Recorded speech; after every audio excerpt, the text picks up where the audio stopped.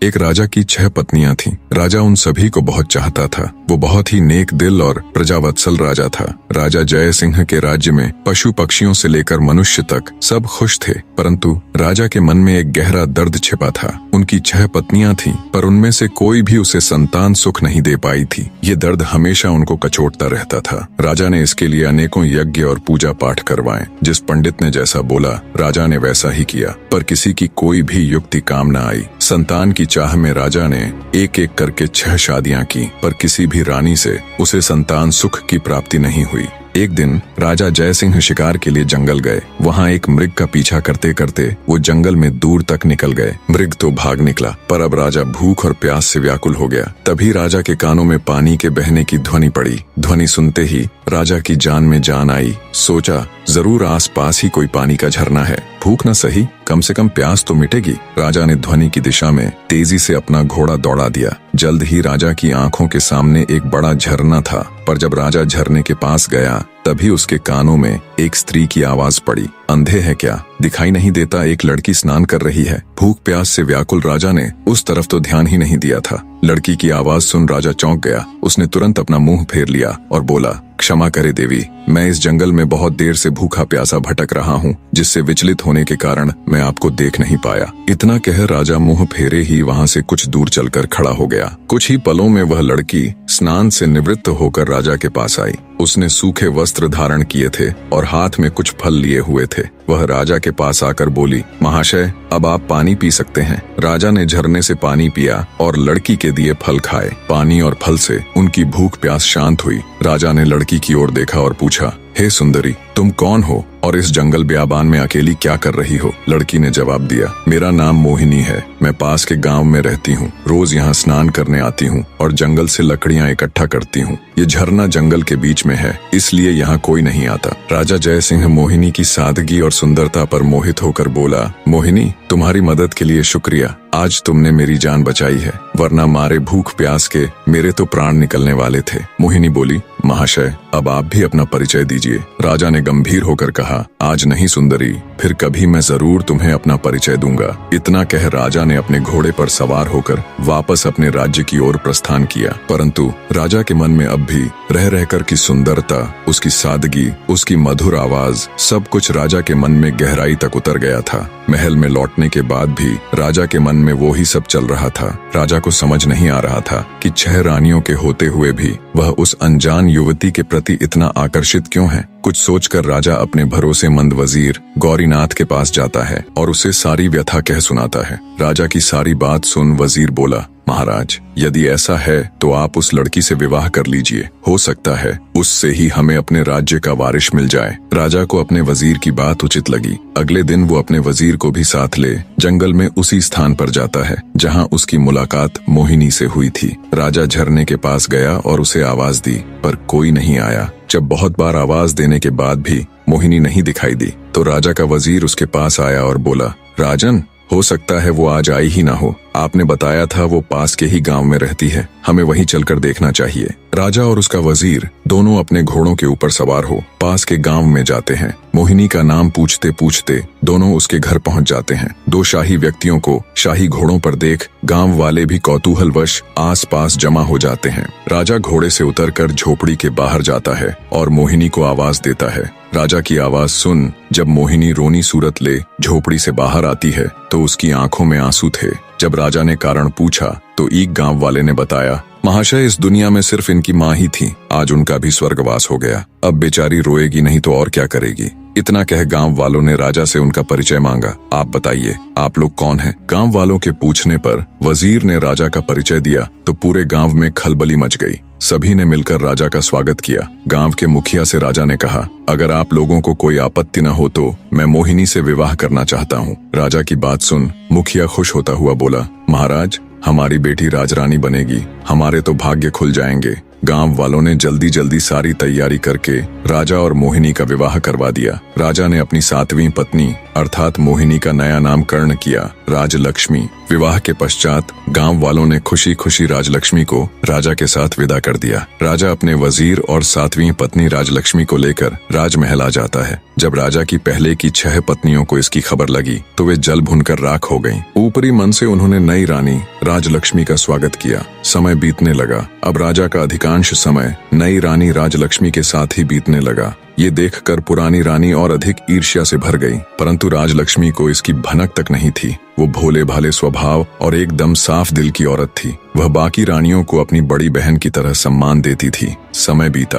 एक दिन रानी राजलक्ष्मी ने राजा को शुभ समाचार दिया कि वो पिता बनने वाले हैं। रानी के मुख से ये बात सुन राजा जयसिंह की खुशी का कोई ठिकाना नहीं रहा। वो खुशी से रानी राजलक्ष्मी को गले लगा लेता है। राजा तुरंत कुल गुरु को बुला उन्हें आदेश देता है कि अब से नित्य प्रति रानी राजलक्ष्मी को धार्मिक और प्रेरक कथाएं सुनाई जाएं। नई रानी के गर्भवती होने का समाचार जल्दी ही पूरे राज्य में फैल गया। चारों तरफ बधाइयों की धूम मची हुई थी। नई रानी के गर्भवती होने का समाचार जब उसकी सौतनों को मिला तो उनके तन बदन में आग लग गई। वे अंदर तक जल भुन गई। सभी रानियों ने आपस में विचार किया कि नई रानी तो पहले ही राजा की बहुत प्रिय है, वो अपना अधिकतर समय उसी के साथ बिताते हैं। बच्चा होने के बाद तो उसका और अधिक ध्यान रखा जाएगा। राजा उस कुल्टा को ही अपनी पटरानी बना लेंगे। हम सभी का तो वर्चस्व ही खत्म हो जाएगा। नई रानी हमारे साथ दासियों जैसा व्यवहार करेंगी। नहीं नहीं, हम ऐसा कदापि नहीं होने देंगी। वो सभी सलाह मशवरा करके नई रानी को क्षति पहुंचाने की अलग अलग युक्तियां सोचने लग जाती हैं,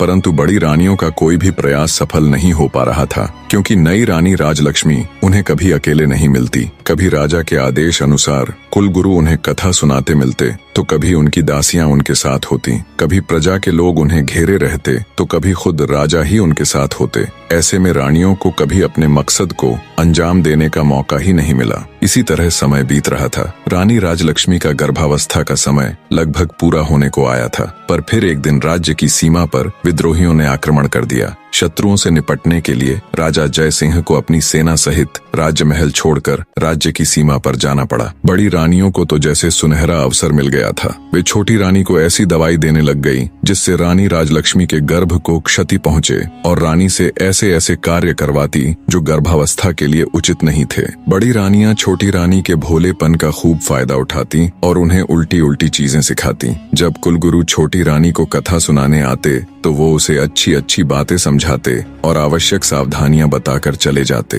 रानी राजलक्ष्मी बिल्कुल भी समझ नहीं पा रही थी कि कुलगुरु और बड़ी रानियों की बातें इतनी भिन्न क्यों हैं। आखिर सही कौन है? रानी राजलक्ष्मी ने सोचा, बड़ी रानियां तो महिलाएं हैं, कुलगुरु तो फिर भी पुरुष हैं। महिलाओं की समस्याएं भला पुरुष कहाँ समझ पाएंगे, इसलिए जो बड़ी रानियां कहती हैं वो ही उचित हैं। साफ हृदय की रानी राजलक्ष्मी कभी सपने में भी नहीं सोच सकती थी कि बड़ी रानियां उसके साथ कुछ गलत कर सकती हैं। इसलिए वो आंखें बंद करके जो और जैसा बड़ी रानियां उसे करने के लिए कहती वो बिल्कुल वैसा ही करती। एक दिन रानी राजलक्ष्मी को प्रसव पीड़ा होनी शुरू हो गई। उसने बड़ी रानी से कहा, दीदी मुझे बहुत दर्द हो रहा है, कुछ समाधान कीजिए कि प्रसव कैसे होगा। ये सुन बड़ी रानी सिर से पैर तक जलकर राख हो गई।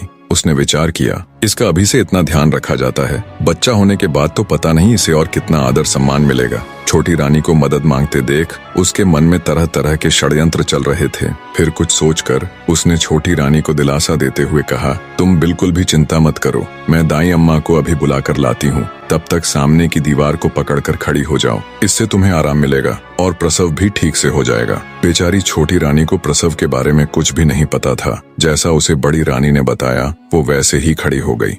गर्भवती रानी दीवार के सहारे खड़ी प्रसव पीड़ा से कराह रही थी। जब उसकी पीड़ा असहनीय हो गई तो वो वहीं दीवार को पकड़कर बैठ गई और जोर जोर से चिल्लाने लगी, लेकिन उस बेचारी को देखने या सुनने वाला वहाँ कोई भी नहीं था। दूसरी तरफ क्रूर निर्दयी बड़ी रानी और दूसरी रानियों ने अपनी विश्वास पात्र दाई को बहुत सारे धन का लालच देते हुए कहा, तुम जाओ और छोटी रानी के कमरे के बाहर जाकर खड़ी हो जाओ और ध्यान रखना वहाँ कोई और न आने पाए। दाई धन के लालच में रानी राजलक्ष्मी के कमरे के बाहर खड़ी हो गई। उसे छोटी रानी की चीखें बिल्कुल साफ सुनाई दे रही थीं, पर धन के लालच और बड़ी रानियों के डर से वो बस दूर खड़ी रानी को देखती रही। दर्द के मारे असहाय छोटी रानी का एक एक पल सदियों के बराबर बीत रहा था। कुछ ही देर में उस ऊपर वाले की कृपा से उसने एक एक करके 7 बच्चों को जन्म दिया, जिनमें 6 लड़कियां और 1 लड़का था। अत्यधिक पीड़ा के कारण रानी राजलक्ष्मी बच्चों को जन्म देते ही बेहोश हो गई। दूर से सारा माजरा देख रही चंडाल दाई ने तुरंत बड़ी रानी सहित अन्य रानियों को बुलाया और नवजात बच्चों को उन्हें दिखाया।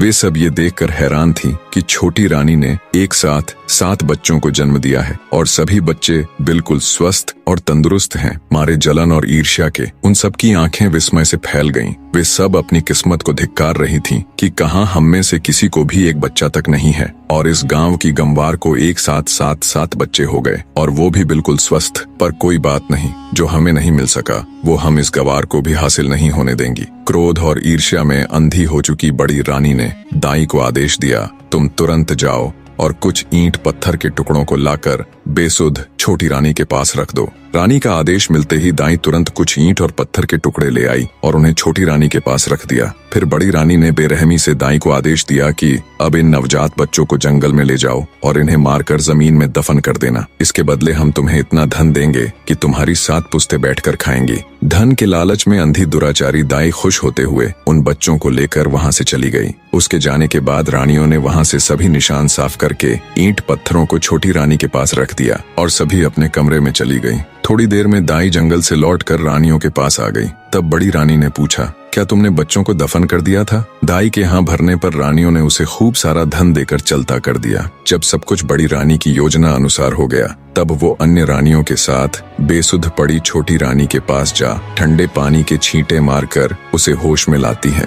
होश में आते ही छोटी रानी ने पूछा, मेरा बच्चा कहाँ है? मेरा बच्चा कहाँ है? मुझे क्या संतान हुई, लड़का या लड़की? पास पड़े ईंट और पत्थरों की ओर इशारा करते हुए बड़ी रानी बोली, ये देखो, तुमने इन ईंट और पत्थरों को जन्म दिया है। ये सुनते ही छोटी रानी एकदम से आश्चर्य के साथ सन्न रह गई और बोली, ऐसा कैसे हो सकता है कि मैंने ईंट और पत्थरों को जन्म दिया है? नहीं, ये नहीं हो सकता। मैं ये मान ही नहीं सकती कि मुझे बच्चे की जगह ये ईंट और पत्थर हुए हैं। एक औरत के गर्भ से क्या कभी किसी पत्थर को जन्म लेते देखा है? बच्चा तो अवश्य हुआ होगा। इतना कह रानी राजलक्ष्मी रोते हुए बड़ी रानी से बोली, दीदी, कह दो कि ये झूठ है, कह दो कि ये एक मजाक है, कह दो कि आप सब ने मुझसे झूठ कहा है। मेरे बच्चे कहाँ हैं? मुझे अब जल्दी से उनसे मिलवा दो। अब मुझसे ये सब बर्दाश्त नहीं हो रहा। छोटी रानी की बात सुन बड़ी रानी आंखें तरेरते हुए गुस्से में बोली, क्या बक रही हो तुम? हम क्यों तुम्हारे साथ मजाक करेंगे? ये पत्थर ही है जिसे तुमने जन्म दिया है। इतना कहते हुए उन्होंने उन ईंट और पत्थरों को एक थैले में भरकर रख दिया। अब बड़ी रानियों को इंतजार था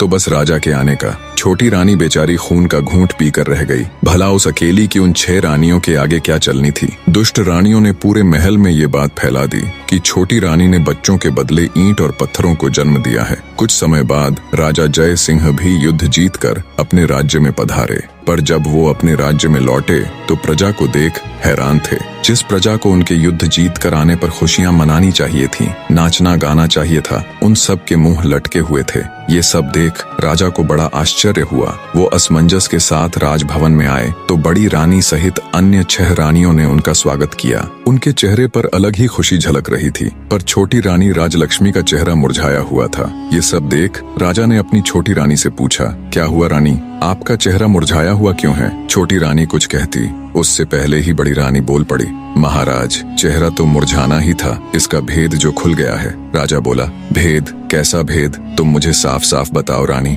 कि आखिर बात क्या है। क्या रानी का प्रसव ठीक से हो गया था? तब दुष्ट रानी दुख का दिखावा करते हुए बोली, महाराज, हमें ठग लिया गया है। हम सबके साथ बहुत बड़ा फरेब किया गया है। ये भोली सूरत वाली रानी राजलक्ष्मी एक झूठी मतकार और धोखेबाज औरत है। महाराज, ये धूर्त स्त्री गर्भवती होने का दिखावा करती रही, जबकि ये कभी गर्भवती थी ही नहीं। इसने तो बस सब दिखावा किया है। गर्भ होने पर कुछ तो होता, इसे तो ईंट और पत्थर हुए हैं। इतना कहकर बड़ी रानी ने थैले में इकट्ठे किए हुए ईंट और पत्थरों को राजा को दिखाया। ये सब देख राजा तुनक गया और बोला, बड़ी रानी, आप ये क्या कह रही है? भला एक मानव गर्भ से कभी ईंट और पत्थरों को पैदा होते हुए देखा है तुमने कभी? राजा की बात सुन बड़ी रानी बोली, क्षमा करे महाराज, पर हम भी तो आपको वही बताने और समझाने का प्रयत्न कर रही हैं कि इसने हमारे साथ गर्भवती होने का नाटक नाटक किया है। हम भी तो कब से उम्मीद लगाए बैठे थे कि राज्य का वारिस आएगा, हमें भी कोई माँ कहने वाला आएगा। हमारे भी कान तरस गए थे महाराज माँ शब्द सुनने को, पर इस दुष्ट औरत ने हम सबके साथ छल किया है।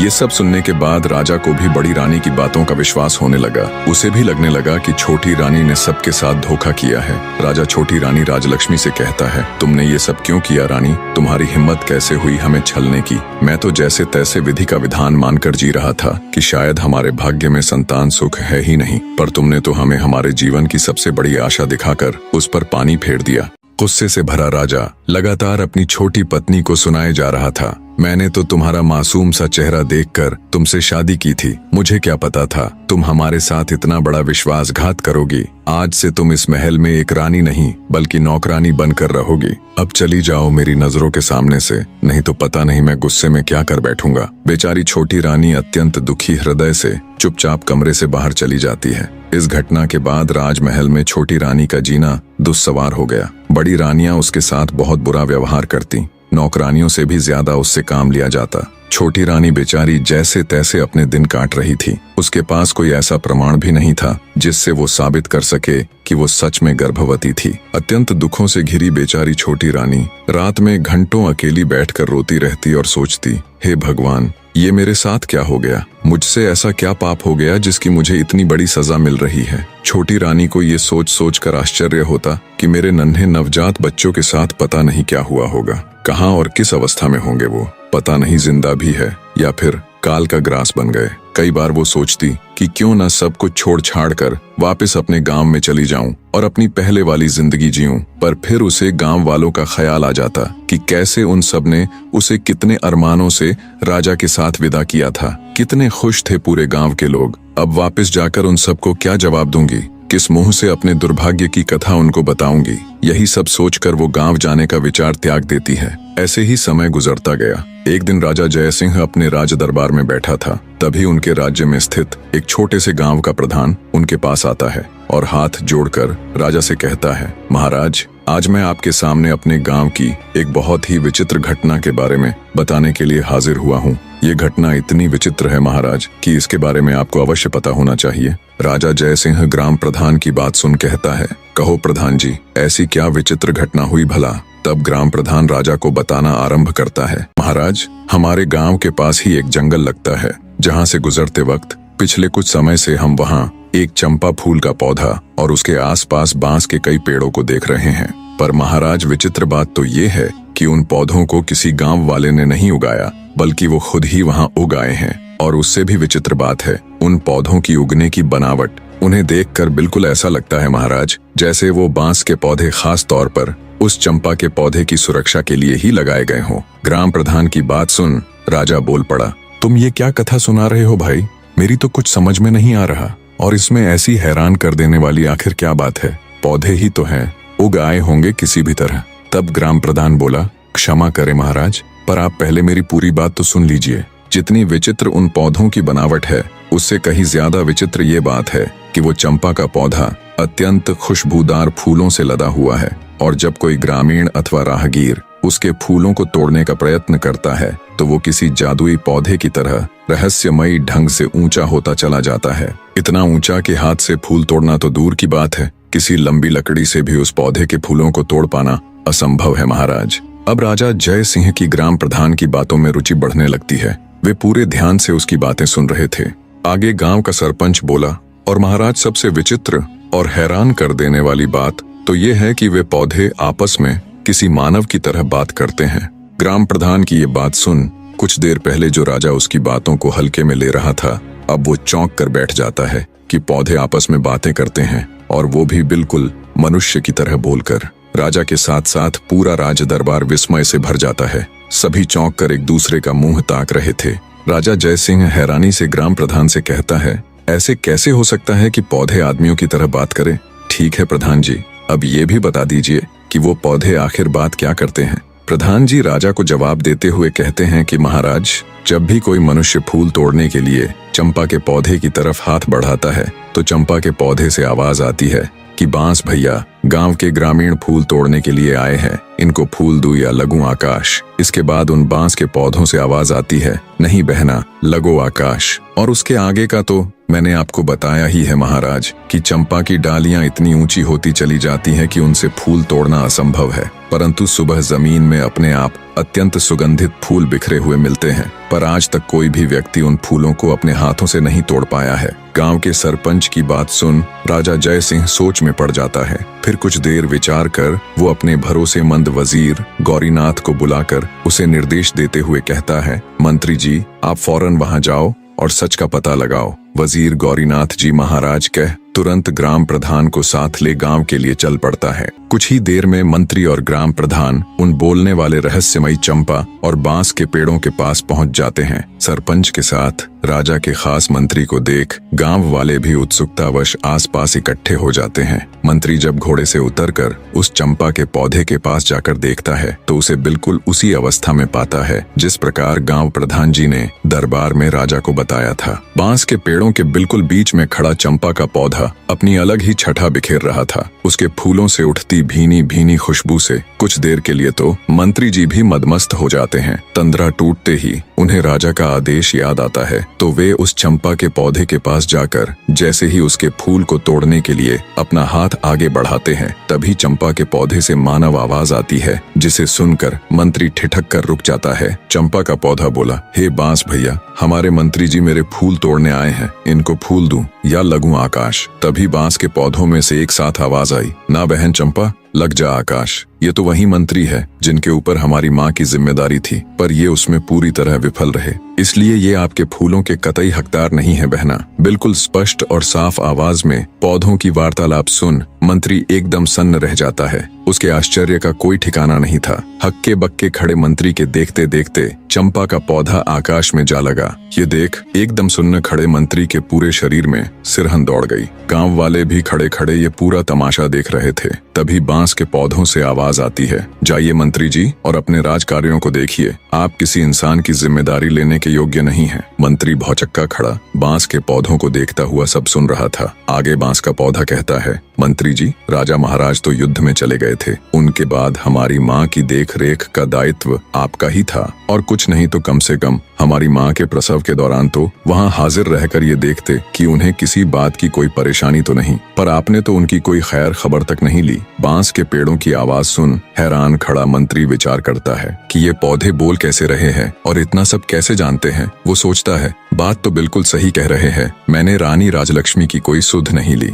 ये सोचकर मंत्री आत्मग्लानि से भर उठता है। सोचा ये तो उससे बड़ी भूल हो गई। राजा की गैर हाजिरी में उसे रानी राजलक्ष्मी को गर्भावस्था में संभालना चाहिए था। मंत्री जी सोचते हैं इसका मतलब क्या रानी राजलक्ष्मी के साथ कोई बड़ा षड्यंत्र हुआ था या कुछ और बहुत बुरा जो वो नहीं जानते। ये विचार आते ही उसने जब ये सब उन पौधों से जानना चाहा तो उनमें से कोई आवाज नहीं आई। जब बहुत प्रयास करने पर भी पौधों ने कोई जवाब नहीं दिया तो हैरानी के साथ साथ आत्मग्लानि से भरे मंत्री जी बोझिल हृदय के साथ वापस राजमहल की तरफ चल पड़ते हैं। वहाँ पहुंचकर वो सारा किस्सा राजा जय सिंह को कह सुनाते हैं और बोले, महाराज क्षमा करें पर मुझे लगता है राजमहल में कुछ षड्यंत्र तो जरूर हुआ है। महाराज आपकी गैर हाजिरी में मैं राजरानी की अच्छी तरह देखभाल नहीं कर पाया। आज उन पौधों की बात सुनकर ऐसा लग रहा है महाराज जैसे राजमहल में राजरानी राजलक्ष्मी के साथ कुछ बहुत बुरा हुआ है। मैंने उन पौधों से जानने की बहुत कोशिश की लेकिन उन्होंने मुझे कुछ नहीं बताया, इसलिए मेरा आपसे अनुरोध है कि आपको खुद वहाँ जाकर उन पौधों से बात करनी चाहिए। हो सकता है वो आपको सारी बात बता दें। भरोसेमंद वजीर गौरीनाथ की पूरी बात सुन राजा जय सिंह कहते हैं, ठीक है मंत्री जी, हम वहां अवश्य जाएंगे और साथ में अपनी 6 रानियों को भी लेकर जाएंगे। राजा की बात सुन मंत्री जी बोले, महाराज मेरी आपसे एक गुजारिश है, मैं छोटी रानी राजलक्ष्मी को भी अपने साथ वहां लेकर जाना चाहता हूं। राजा बोले, ठीक है मंत्री जी, आप ऐसा कर सकते हैं, पर वो दुष्ट मेरी आंखों के सामने न आने पाए, इस बात का ध्यान रखना। मंत्री बोला, जी महाराज। अगले दिन राजा जय सिंह अपनी रानियों के साथ आकाश चंपा का रहस्य जानने के लिए निकल पड़े। सबसे आगे रथ में राजा और उसकी पटरानी चल रहे थे। उससे पीछे वाले रथ में राजा की 5 रानियां और पीछे भी अन्य कई प्रमुख सभा सदस्य साथ जा रहे थे। राजा से आज्ञा ले चुके मंत्री ने रानी राजलक्ष्मी को अपने परिवार सहित बड़े आदर से पालकी में उन्हें बिठा दिया था। राजा का काफिला कुछ समय में गांव के बाहर पहुंच गया। वहां पहुंचने पर जंगल के बाहर गांव की सीमा पर वो अपना पड़ाव डाल देते हैं। पूरे राज्य परिवार को आया देख गांव के ग्रामीण उनके स्वागत में जुट गए। कुछ समय विश्राम कर सभी आकाश चंपा के पौधे के पास पहुंच जाते हैं और उसके चारों तरफ घेरा डालकर बैठ जाते हैं। आज भी चंपा का पौधा अपनी सामान्य ऊंचाई पर खड़ा लहलहा रहा था और चारों तरफ अपनी खुशबू बिखेर रहा था। सब लोग उसकी खुशबू से सराबोर हो उठे, पर राजा तो चंपा के पौधे के रहस्य को जानने के लिए बेताब था। राजा की 6 पत्नियां उसके साथ बैठी थीं और छोटी रानी राजलक्ष्मी मंत्री जी की पत्नी के साथ बैठी हुई थीं। तभी बड़ी रानी यानी राजा की पटरानी राजा से बोली, महाराज, यदि आपकी आज्ञा हो तो क्या मैं इस खुशबूदार चंपा के पौधे से कुछ फूल तोड़ लूं? राजा बोला, अवश्य रानी साहिबा। तभी राजा की दूसरी पत्नी भी बोल उठी, महाराज, इन फूलों की उठती भीनी भीनी खुशबू को महसूस कर मुझसे बिल्कुल भी नहीं रुका जा रहा। क्या मैं भी फूल ले लूं? दूसरी रानी के साथ साथ तीसरी, फिर चौथी, सभी रानियों ने ऐसा कहा तो राजा बोला, अवश्य तुम सब वो फूल ले लेना। राजा ने सबसे पहले 6वें नंबर यानी छोटी रानी को फूल चुनने का निर्देश दिया और पटरानी सहित अन्य रानियों से बोले कि ये तुम सब में सबसे छोटी है, इसलिए सबसे पहले उसे ही फूल चुनने का अवसर मिलना चाहिए। राजा की बात से पटरानी सहित अन्य रानियां सहमत हो गईं, तो 6वें नंबर की रानी फूल तोड़ने के लिए चंपा के पौधे के पास जाती है। राजा सहित वहां मौजूद सभी की उत्सुकता पूरे चरम पर थी। सभी ये देखने के लिए आतुर थे कि अब क्या होगा।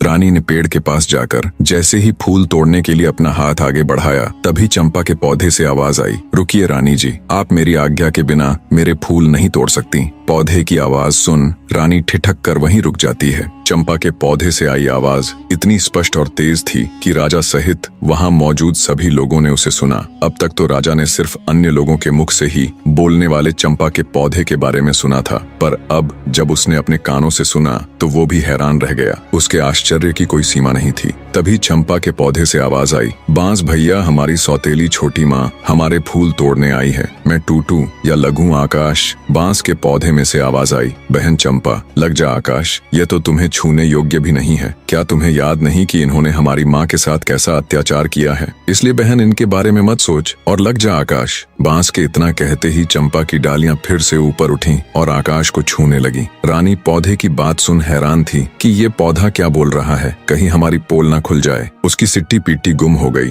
रानी ने सोचा, कहाँ तो फूल तोड़ने आई थी, फूल मिलना तो भाड़ में गया, यहाँ तो हमारा ही किया कराया उजागर हो रहा है। निराश हो चुपचाप वो एक चोर की तरह वापस आकर अपने स्थान पर बैठ गई, दुखी हृदय के साथ खुद में ही खोई। रानी राजलक्ष्मी के कानों में जब सौतेली माँ नामक शब्द पड़े तो उसके भी कान खड़े हो गए। चंपा और बांस की सारी बातें सुन उनका हृदय विचलित होने लगा। राजा सहित अन्य लोग भी सारी वार्तालाप सुन हैरान थे, पर किसी की समझ में अब तक कुछ नहीं आ रहा था। 6वें नंबर की रानी के आने के बाद 5वीं, चौथी, तीसरी और फिर दूसरी रानी भी हार मानकर अपने स्थान पर बैठ गई। जब किसी को चंपा का फूल नहीं मिला तो राजा की पटरानी अथवा बड़ी रानी चंपा के पौधे के पास गई। चंपा का पौधा अब भी आकाश में लगा हुआ था। पटरानी बोली, सुनो चंपा के पौधे, मैं इस राज्य की महारानी और महाराजा की पटरानी हूँ। इस राज्य में जो कुछ भी है उसके ऊपर हमारा अधिकार है, इसीलिए चंपा अपनी डाली को नीचे झुका और मुझे फूल तोड़ लेने दे। इस बार चंपा की डालियों से आवाज आई, भैया बांस, हमारी सौतेली माँ हमें फूल देने के लिए चेतावनी के साथ धमका रही है और हमें अपना आदेश मानने के लिए कह रही है। तुम क्या कहते हो, हमें इनका आदेश मानना चाहिए या नहीं?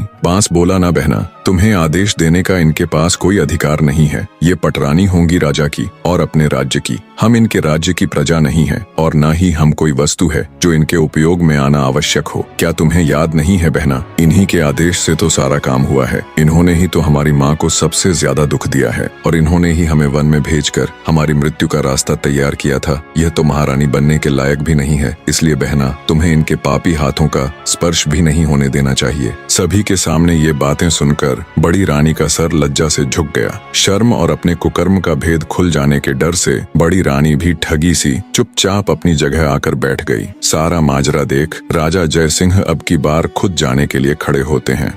चंपा के पौधे की डालियां अब पहले की तरह वापस अपनी सामान्य ऊंचाई पर आ गईं। अब की बार राजा जय सिंह खुद उठे और फूल तोड़ने के लिए पौधे के पास गए। जब राजा ने फूल तोड़ने के लिए अपने हाथ आगे बढ़ाए, तभी चंपा के पौधे से आवाज आई, ना ना महाराज, आप यह भूल कभी मत कीजिएगा। आपको फूल तोड़ने से रोकने के लिए मैं अपने भैया से भी अनुमति नहीं लूंगी, और यदि भैया अनुमति दे भी देंगे तो भी मैं आपके हाथों में नहीं आऊंगी। इसलिए आप अपने हाथ पीछे ही रखिए और फूल तोड़ने का विचार त्याग दीजिए। चंपा के पौधे की बात सुन राजा जय सिंह हैरान रह गया। सोचा आखिर ऐसा क्या हुआ कि उनको रोकने के लिए चंपा अपने भाइयों से भी अनुमति नहीं ले रही। राजा बोला, हे चंपा के पौधे, मैं इस देश का राजा हूँ। मैंने कभी भी किसी के साथ अन्याय नहीं किया। मैं अपनी प्रजा को अपनी संतान की तरह मानता हूँ। मेरे राज्य में मनुष्य ही नहीं, पशु पक्षी भी खुश और स्वतंत्र है। मैंने आज तक किसी को जरा सी भी तकलीफ नहीं दी। फिर मुझसे ऐसी क्या भूल हो गई कि मुझे अपने फूल लेने से रोकने के लिए आपको अपने भाइयों से भी पूछने की जरूरत नहीं पड़ी। तब चंपा के पौधे से आवाज आई, हे राजा महाराज, इसमें कोई शक नहीं कि आपने आज तक किसी भी जीव जंतु को कोई तकलीफ नहीं दी, परंतु महाराज, आप में एक सबसे बड़ी कमी है कि आप कान के कच्चे हैं। जो कोई भी आपसे जैसा भी कहता है, आप बिना सच्चाई जाने वैसा ही मान लेते हैं। खुद से कभी भी सच्चाई जानने की कोशिश नहीं करते। आपने प्रजा को तो संतान मान लिया, लेकिन क्या कभी आपने अपनी संतान की खोज खबर करने की जरा सी भी कोशिश की? क्या आपने कभी ये जानने की कोशिश की कि आपकी अपनी संतान कहाँ है? अरे छोड़िए राजा महाराज, आप तो अपनी गर्भवती पत्नी की भी सुरक्षा तक नहीं कर पाए। बिना सच्चाई का पता किए आपने एक सच्ची नारी को धोखेबाज कहकर नौकरानी बना दिया। तो जाइए महाराज, जाकर अपने राज्य को संभालिए। आप मेरे फूलों के बिल्कुल भी योग्य नहीं हो। चंपा के पौधे की बात सुन बेचारा राजा निरुत्तर हो गया और चुपचाप मुंह लटकाए वापस अपनी जगह पर आकर बैठ गया। उनके मन में हजारों सवाल एक साथ उठ रहे थे। उन्हें कुछ समझ नहीं आ रहा था, क्या सच है क्या झूठ। राजा अपने विचारों की उधेड़ बुन में खोया हुआ था। तभी वजीर गौरीनाथ उनके पास आता है और कहता है, महाराज, आप यदि आदेश दे तो हम छोटी रानी राजलक्ष्मी को भी फूल तोड़ने के लिए एक बार पौधे के पास भेज कर देखे। राजा कुछ कहते उससे पहले ही पटरानी बोल उठी, मंत्री जी, जो फूल महाराज के हाथों भी नहीं टूटे, वह इस धोखेबाज के हाथों कैसे टूटेंगे? मंत्री जी ने प्रश्नवाचक दृष्टि से राजा की ओर देखा। चंपा के पौधे से अब तक की हुई इतनी बातों से राजा के मन में भी शंका पैदा होने लगी थी। उन्होंने अपनी शंका दूर करने का निर्णय लेते हुए मंत्री जी को अनुमति दे दी। मंत्री रानी राजलक्ष्मी के पास जा उन्हें फूल तोड़ने के लिए कहते हैं। मंत्री की बात सुन रानी राजलक्ष्मी अनमने मन से उठी और चंपा के पौधे की तरफ देखती हुई बोली, मंत्री जी, पौधे की डालियां काफी ऊंचाई पर हैं, मेरे हाथ वहां नहीं पहुंचेंगे। मंत्री बोला, रानी जी, आप एक बार वहां पर जाकर कोशिश करके देखिए तो सही। मंत्री जी के समझाने पर रानी राजलक्ष्मी हिम्मत करके चंपा के पौधे के पास गई। पौधे के पास जाकर जब रानी ने अपने हाथ बढ़ाकर चंपा के पौधे के तने को छुआ और उसे प्यार से सहलाया, तो पौधे के स्पर्श से रानी को असीम आनंद मिला, जैसे वह अपनी औलाद को सहला रही हो। तभी चंपा के पौधे से रुंधी हुई आवाज आई, भैया बांस। बांस ने कहा, बहन चंपा, तुम रो रही हो? चंपा ने कहा, हाँ भैया, रुका ही नहीं गया, क्योंकि आज हमारी माँ मेरे फूल लेने आई हैं। उनके प्यार भरे प्रथम स्पर्श से मैं आनंदित हो गई, इसलिए मेरा हृदय भावुक हो गया। माँ शब्द सुनते ही रानी राजलक्ष्मी भी भावुक हो उठी। तभी चंपा के पौधे से आवाज आई, बांस भैया, आप मुझे आदेश दे कि अब मैं क्या करूं? मेरी तो इच्छा हो रही है कि मैं अपनी माँ के चरणों में अपने सारे फूल समर्पित कर दूं। इस पर सभी बांस के पौधों से एक साथ आवाज आई, हाँ बहन चंपा, तुम बिल्कुल सही हो। तुम्हारा दिल जो कह रहा है वही करो। माँ के चरणों में तो स्वर्ग है। इस आवाज के साथ ही चंपा के पौधे की सारी डालियां झुककर रानी राजलक्ष्मी के चरणों को छूकर उनके चारों ओर फैल गईं और रानी के ऊपर पुष्प वर्षा होने लगी। ये देखकर वहां मौजूद सभी लोग बहुत हैरान थे। वो बिना पलक झपकाए इस असीम पल का आनंद ले रहे थे। राजा जय सिंह का भी मुंह खुला का खुला रह गया। बड़ी रानियों ने जब ये नजारा देखा तो वो पैरों से लेकर सिर तक जल भुन गई। उनके दुख की कोई सीमा नहीं थी। इधर रानी राजलक्ष्मी तो जैसे सब भूलकर असीम आनंद के सागर में गोते लगा रही थी। उनके सिर से पांव तक चंपा के पुष्प भरे हुए थे। रानी राजलक्ष्मी एक सांस आंसू बहाते हुए चंपा की डालियों को अपने हाथों से पकड़े सहलाए जा रही थी। ये नजारा देख गांव के सभी लोग हैरान थे। राजा जय सिंह से जब ये सब देखकर रुका नहीं गया तो वे चंपा के पौधे के नजदीक आए और बोले, हे जादुई पौधे, तुम यह बताओ कि तुम कौन हो? तुम देव हो, किन्नर हो या किसी अन्य लोक के प्राणी हो? तुमने किसी को भी अपने फूलों को छूने भी नहीं दिया, परंतु अब छोटी रानी की बाहों में बंद कर उनके ऊपर पुष्प वर्षा कर रही हो। इसके पीछे क्या कारण है? हे पौधों, अब ये राज मेरी बर्दाश्त के बाहर हो रहा। मैं हाथ जोड़कर विनती करता हूँ कि अब और न तड़पाओ और इसका भेद खोलो। तब तब चंपा के पौधे से आवाज आई, हे राजन, मैं और यह 6 बांस के पेड़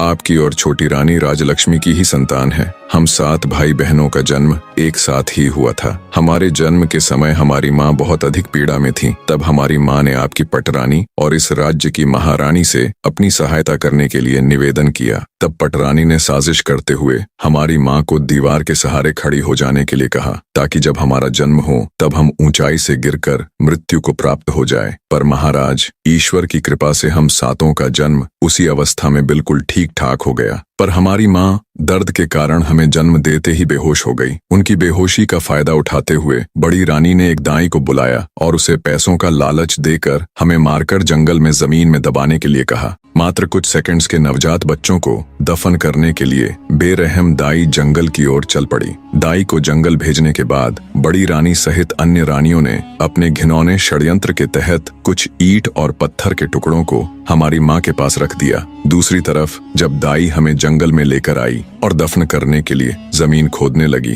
तभी आकाश मार्ग से महाराज इंद्रदेव की कुछ अप्सराएं वन भ्रमण के लिए आ रही थीं। जब उनकी दृष्टि हम पर पड़ी तो उन्हें हम पर दया आ गई। उन्होंने हमें उठा लिया और अपनी शक्तियों से बहुत जोर की आंधी चला दी। धूल मिट्टी उड़ने के कारण दाई हमें खोजती रह गई। हमारे नहीं मिलने पर महल में जाकर उसने महारानी के डर से झूठ बोल दिया कि उसने हमें मारकर जमीन के अंदर दबा दिया है। दाई के वहां से जाने के बाद अप्सराओं ने मेरे 6 भाइयों को बांस में बदल दिया और मुझे चंपा के फूल का पौधा बना दिया। बस उन्हीं की कृपा से हमें सभी बातें याद हैं और हम सभी को पहचान कर उनके अनुसार अपना व्यवहार कर पा रहे हैं और मानव की आवाज में बोल पा रहे हैं। सारी बातें जान राजा सहित वहां मौजूद सभी लोग हैरान थे। रानी राजलक्ष्मी की आंखों से तो अश्रु रुकने का नाम ही नहीं ले रहे थे। राजा जयसिंह बोले, मेरे बच्चों, तो क्या तुम सब अब ऐसे ही पौधों के रूप में रहोगे? क्या ऐसा कोई भी रास्ता है जिससे तुम अपने मानव रूप में आ सको? तब चंपा बोली, महाराज, जब हमारी माँ हम सब की एक एक पतियों को तोड़कर इंद्रदेव को याद कर उनसे प्रार्थना करेंगी, तब हम सब अपने असली रूप में आ जाएंगे। चंपा के पौधे की बात सुनते ही रानी राजलक्ष्मी ने तुरंत बांस और चंपा की एक एक पत्तियां ली और हाथ जोड़कर पूरी श्रद्धा के साथ बोली, हे इंद्र महाराज, मैं पूरी जिंदगी आपकी सेवा करूंगी, आपकी पूजा करूंगी, फिर भी आपके उपकार का मैं प्रतिकार नहीं कर पाऊंगी। आपने इतने दिन मेरे बच्चों को संभाल कर रखा, अब कृपया इन्हें मेरे आंचल में डाल दो महाराज। रानी राजलक्ष्मी का इतना कहना था कि पल भर में ही बांस और चंपा के पौधे विलीन हो गए और वहां पर लगभग 5 वर्ष के 6 बालक और एक बालिका प्रकट हो गए। रानी राजलक्ष्मी और राजा जयसिंह ने तुरंत आगे बढ़कर बहते नेत्रों से सभी बच्चों को अपनी बाहों में भर लिया। राजा जयसिंह अपनी छोटी पत्नी रानी राजलक्ष्मी से हाथ जोड़कर माफी मांगता है। वहां उपस्थित सभी राज दरबार व गांव के लोग स्तब्ध खड़े ये पूरा दृश्य देख रहे थे। सबकी आंखें नम थीं, शिवाय बड़ी रानियों के। ये सब देखकर उनके पैरों नीचे से तो जैसे धरती खत्म हो गई थी। राजा जयसिंह अपने सिपाहियों को आदेश देता है, पकड़ लो इन दुष्ट औरतों को और फांसी पर लटका दो। ये दुराचारिणी तो मानवता के नाम पर कलंक है। राजा की ये बात सुन रानी राजलक्ष्मी कहती है, महाराज, आज मेरे लिए मेरी जिंदगी का सबसे बड़ा दिन है। आज इतने बड़े खुशी के मौके पर मैं किसी के लिए इतना काला दिन नहीं लाना चाहती। मेरा आपसे अनुरोध है, आप इन सबको क्षमा कर दीजिए। राजा बोला, रानी, आपका हृदय बहुत विशाल है, पर इनके गुनाह को देखते हुए इन्हें क्षमादान तो नहीं दिया जा सकता, किंतु आपके अनुरोध पर मैं इन दुराचारिणियों को आजीवन कारावास की सजा देता हूँ। दुष्ट रानियों को सजा मिल जाती है। राजा जयसिंह अपनी पत्नी रानी राजलक्ष्मी और अपने बच्चों के साथ सुखमय और शांतिपूर्ण जीवन व्यतीत करते हैं। कहानी का निष्कर्ष बताने से पहले आपसे 2 बातें करना चाहूंगा। एक तो ये कि आप सब में से बहुत से ऐसे भाई बहन हैं जो मेरी तरह वीडियो बनाना चाहते हैं और आए दिन कमेंट करके पूछते रहते हैं। उन सब के लिए मैंने एक कंप्लीट ट्यूटोरियल वीडियो एक छोटे से प्राइस के साथ बना दी है। आप सबको उसके लिए मेरा चैनल ज्वाइन करना पड़ेगा।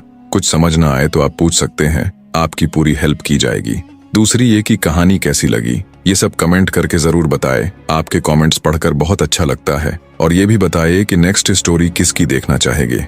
अब आते इस कहानी के निष्कर्ष पर। यह कहानी एक माँ की ममता, एक पिता के पश्चाताप और ईश्वर की लीला का ऐसा संगम है जो मानवता के सबसे गहरे भावों को छूती है। रानी राजलक्ष्मी की ममता इस बात का प्रमाण है कि एक माँ के हृदय से निकली पुकार सृष्टि के हर कण को झकझोर देती है। वर्षों तक अपने बच्चों से दूर रहकर भी उन्होंने विश्वास नहीं खोया और अंततः उनकी श्रद्धा और प्रेम ने देवताओं को भी झुकने पर मजबूर कर दिया। राजा जयसिंह का पश्चाताप उनके अंदर का टूटता हुआ अहंकार ये बताता है कि सत्य की राह में झुका हुआ सिर ही सबसे ऊंचा होता है। जब उन्होंने अपनी भूल को स्वीकारा तो उनका मन भी पावन हो गया। और रानी राजलक्ष्मी का क्षमा भाव इस संसार को यह सिखाता है कि सच्चा प्रेम बदले की भावना नहीं रखता, बल्कि क्षमा और करुणा से जीवन को सुंदर बनाता है। प्रेम, विश्वास और आस्था की शक्ति से जीवन की सबसे कठिन परिस्थितियों को भी बदला जा सकता है। जब मनुष्य के हृदय में सच्ची प्रार्थना होती है तो ईश्वर भी उनके लिए मार्ग प्रशस्त कर देते हैं। जीवन में कितनी भी कठिनाई आए, लेकिन यदि प्रेम और श्रद्धा के दीपक को मन में जलाकर रखा जाए तो अंततः विजय हमारी ही होती है। यह कहानी केवल एक कथा नहीं, बल्कि एक अमर संदेश है कि विश्वास, प्रेम और करुणा से ही जीवन का वास्तविक अर्थ पूरा होता है। अंत तक बने रहने के लिए आपका धन्यवाद।